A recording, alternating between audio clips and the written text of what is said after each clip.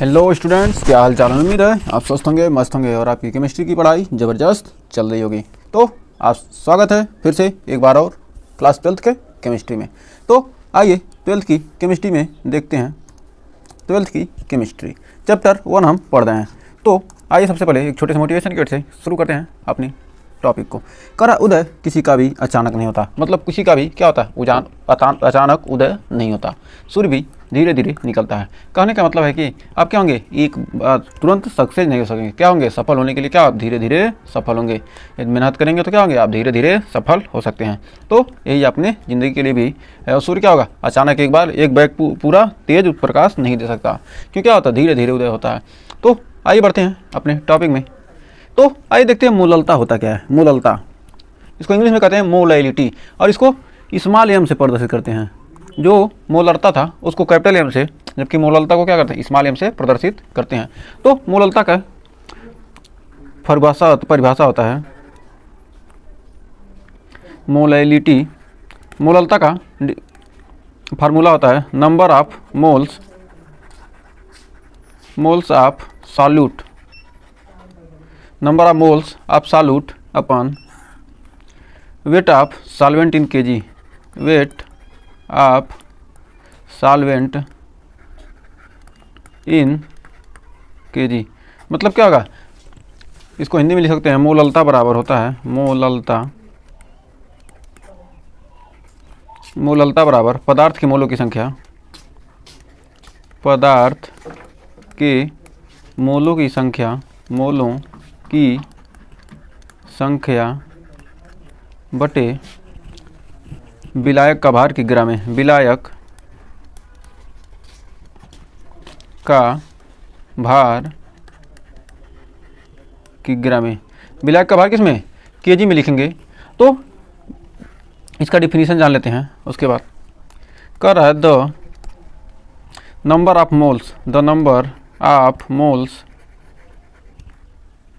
Of solute in dissolved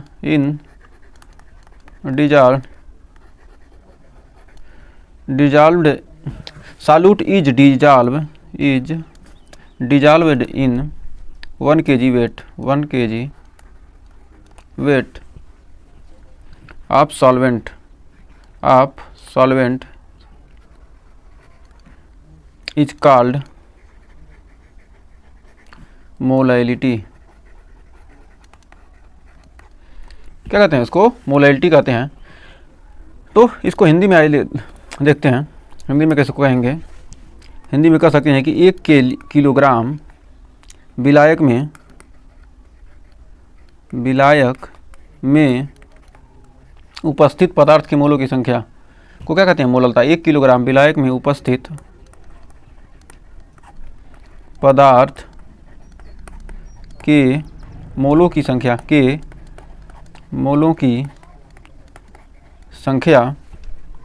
को मोललता कहते हैं, मोललता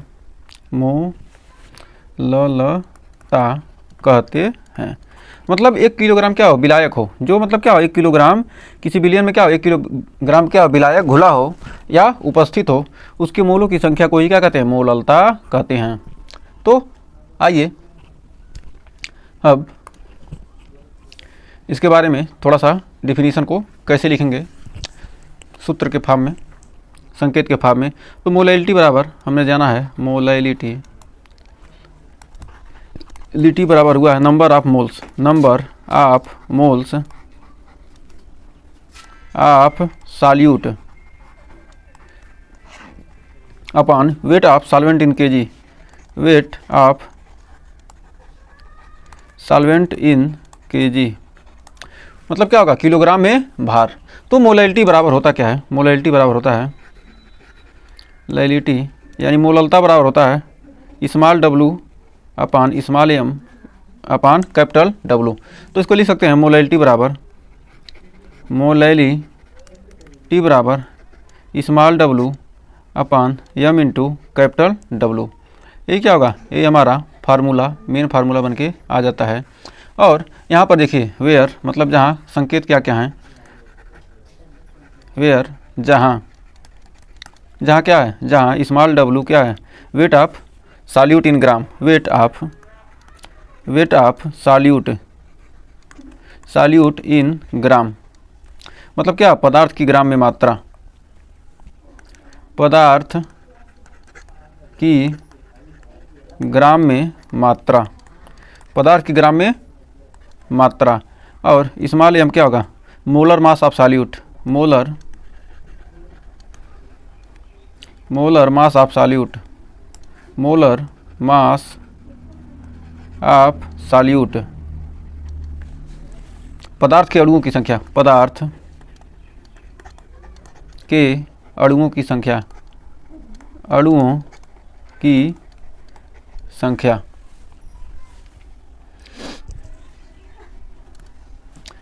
और कैपिटल W, अब क्या बचा, कैपिटल W, कैपिटल W बराबर दिया है weight of solvent, capital W का मान, capital W wait of solvent, मतलब विलायक का भार, विलायक का भार। अब हमें उम्मीद है यहाँ तक आपको कोई डाउट नहीं होगा। यदि क्या हो, यदि विलायक का भार, if weight of solvent is given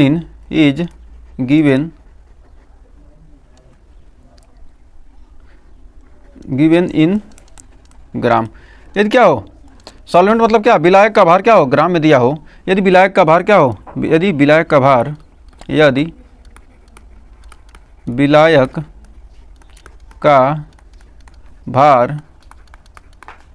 ग्राम में हो तो, यदि विलायक का भार क्या होगा, ग्राम में होगा, तो मोललता आपकी निकल के आ जाएगी, मोललता हो जाएगा स्मॉल w अपन m into capital W into 1000। जब ग्राम में रहेगा तो क्या करेंगे, 1000 से भाग दे देंगे, गुणा कर देंगे, भाग करना है, 1000 से क्या करेंगे, मल्टीप्लाई कर देंगे, तो ये आपका निकल के आ जाएगा। ग्राम में रहेगा तो इसको, और ग्राम में नहीं दिया, क्या है, किलोग्राम में दिया है विलायक का भार, तो इसमें लिखेंगे। तो हमें उम्मीद है यहाँ तक आपको कोई डाउट नहीं होगा। तो आइए मोललता की क्या देखते हैं, unit of molality, unit of molality, मोललता का मात्रक, मोललता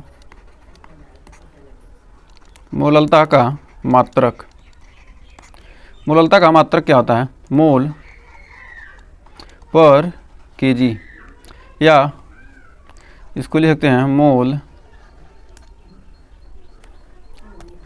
इसको लिख सकते हैं मोल केजी इनवर्स, मोल किलोग्राम इनवर्स, या इसको स्मॉल m से प्रदर्शित करते हैं।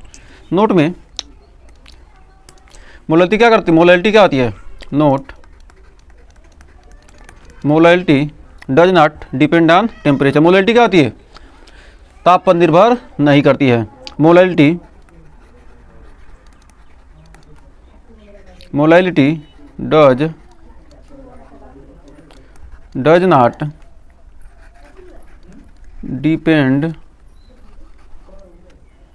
Not depend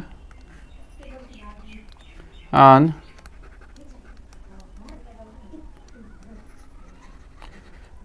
temperature, depend on temperature क्या होता है, मोललता ताप पर निर्भर नहीं करती। कह सकते हैं कि यह मोललता ताप पर निर्भर नहीं करती,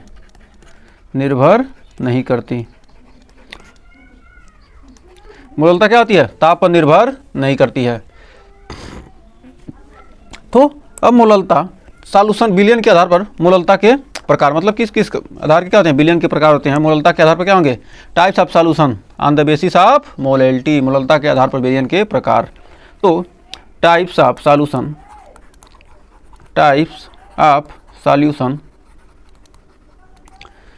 on the basis of molality, मोललता के आधार पर विलयन के प्रकार, मोललता के आधार पर विलयन के प्रकार। मोललता के आधार पर विलयन कितने प्रकार के होते हैं, आइए जानते हैं। मोललता के आधार पर विलयन कितने प्रकार के होते हैं, 5 प्रकार के। तो सबसे पहला प्रकार आपका हो जाएगा, सबसे पहला प्रकार मोलल सॉल्यूशन। पहला है मोलल सॉल्यूशन। मोलल सॉल्यूशन कह सकते हैं मोलल विलयन। मोलल विलयन जिसकी मोलरता कितनी हो, 1 m यानी 1 मोल हो, जिसकी मोलरता क्या हो, 1 मोल हो। दूसरा सेमी मोलल सॉल्यूशन।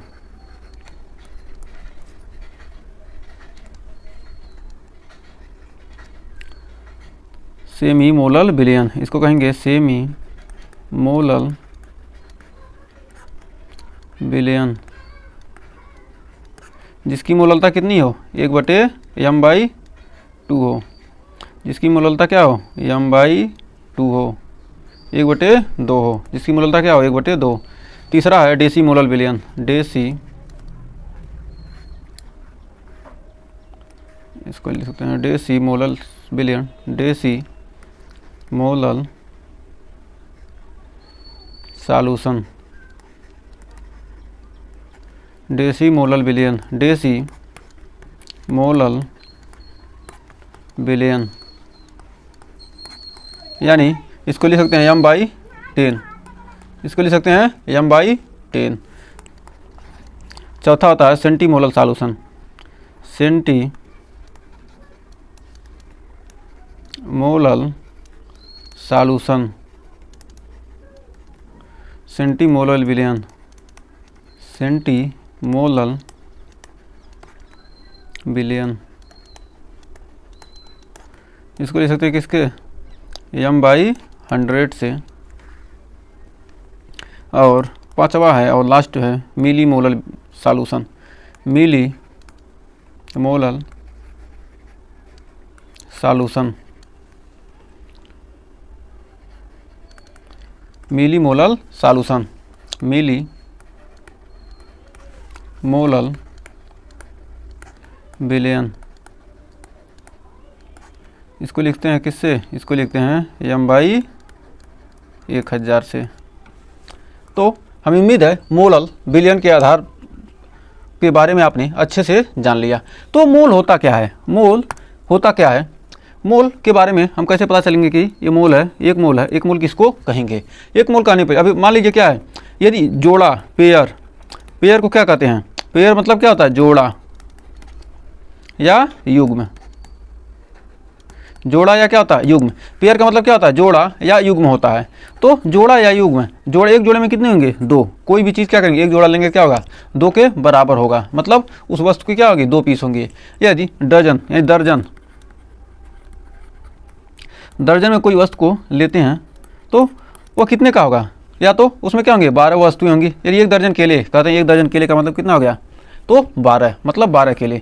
1 दर्जन क्या कर सकते हैं, 1 दर्जन सेब तो कितने होंगे, 12। 1 दर्जन चूड़ी तो कितने होंगे, इसमें 12 पीस। तो इसी प्रकार एक मोल कहता है, तो मोल को, मोल के इसके बराबर होता है, मोल किसके बराबर होता है, मोल बराबर होता है 6.02 2 × 10⁻23।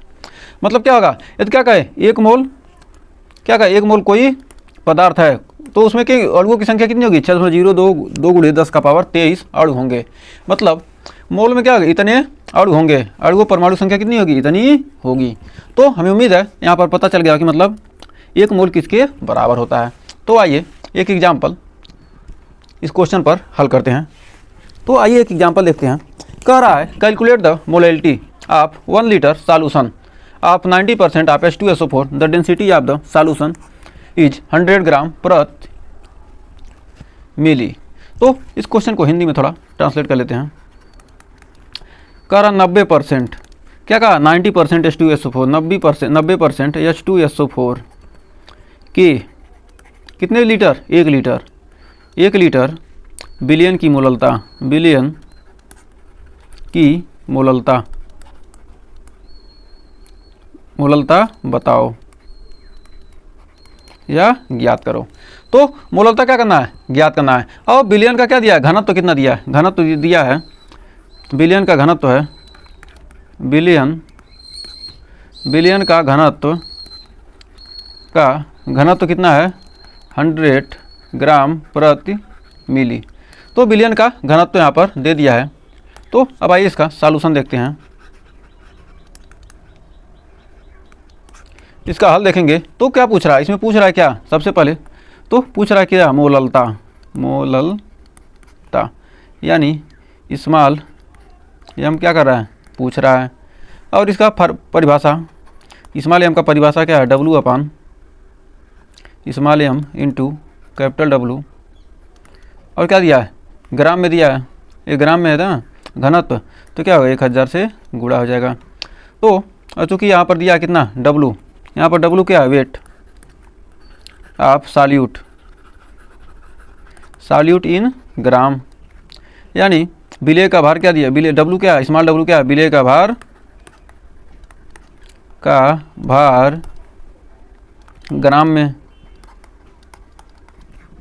फिर स्मॉल m दिया है molar mass of solute, molar mass of solute, विलेय का अणुभार, विलेय का क्या दिया है, विलेय का क्या है अणुभार, विलेय का अणुभार, विलेय का क्या है अणुभार है। और कैपिटल W क्या है, विलायक का भार। यहाँ पर capital W wait of solvent in gram, weight of solvent, दो बार हो जा रहा है, weight of solvent in gram, मतलब क्या, विलायक का भार ग्राम में, विलायक का भार ग्राम में। तो विलायक का भार ग्राम में। तो भाई इसका सॉल्यूशन में H2SO4 के लिए, H2SO4 के लिए पूछ रहा है, H2SO4 का वेट कितना दिया है, वेट कितना दिया है 90% H2SO4। तो कैपिटल W यानी ये तो क्या हो गया, विलेय हो गया, 90% H2SO4 क्या कर रहा है, 90% H2SO4 के 1 लीटर बिलियन की मोललता बताओ। 90% H2SO4 है, 1 लीटर में क्या है 90% H2SO4 है। तो यानी विलायक का भार क्या हो गया 10% हो गया, जो कैपिटल W हो जाएगा। मतलब क्या है, विलेय 90% है और कैपिटल W यानी विलायक कितना है 10%। 10% क्या है विलायक, यानी कैपिटल W यानी विलायक है 10%। और m का मान कितना दिया है 98 यूनिट। मोलर मास क्या हो जाएगा, मोलर मास H2SO4 का निकालेंगे क्या, हमने 98 पहले से ही पढ़ा है। H का कितना होता है 2, ऑक्सीजन 64, सल्फर का क्या होता है, सल्फर का 32 होता है। तो इस प्रकार क्या होगा, हाइड्रोजन का क्या होगा, H2SO4 का निकालेंगे, H2SO4 का, तो हाइड्रोजन कितने हैं 2 गुणे 1, सल्फर कितना है, सल्फर का 32 गुणे 1 यानी 2 और 32। और ऑक्सीजन का क्या होता है, ऑक्सीजन का कितना होता है 16 और 4 ऑक्सीजन है, 16 चौक 64। तो क्या आ गया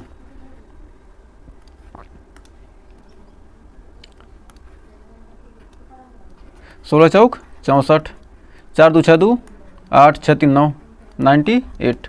तो क्या आ गया, मोलर मास कितना आ गया 98 आ गया। अब मोलैलिटी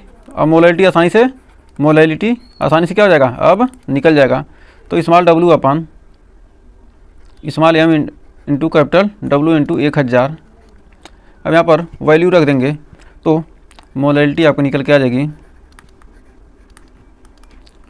क्या 90% क्या है विलायक है, ये 90% क्या है विलेय है, गुणे 1000 बटे कितना है 10% स्मॉल m है, और W का मान कितना है 98। तो 10 9 90 98 आ गया, यानी आ गया 9000 बटे 98 98। और भाग को देंगे तो कितना आ जाएगा 90 9 9 100 9 900 9 आ जाएगा 91.8 मोल पर केजी या 91.8 मोल, याद आ जाएगा कितना 91.8 मोल आ जाएगा।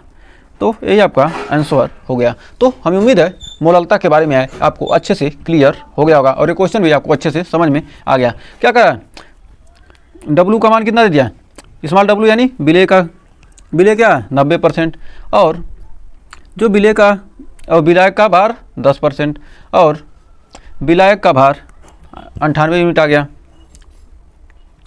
अच्छा, विलायक का अणुभार ये क्या है, इसमें एम क्या है अणुभार है और क्या है ये विलायक का भार ग्राम में है और ये क्या है विलय का भार है। तो इस पर क्या हमने यहाँ पर फार्मूले में रख दिया और आसानी से क्या किया गुणा भाग करके आपने आंसर निकाल दिया। तो उम्मीद है यहाँ तक आपको कोई डाउट नहीं होगा। तो आज के लिए बस इतना ही रहते। अगर यहाँ तक वीडियो पसंद आई हो, वीडियो अच्छी लगी हो तो वीडियो को लाइक शेयर कीजिए और चैनल पर पहली वीडियो किया चैनल को सब्सक्राइब जरूर कीजिएगा। मिलेंगे नेक्स्ट वीडियो में इसके आगे के बेहतरीन से बेहतरीन क्वेश्चन लेकर, तब तक के लिए टेक केयर।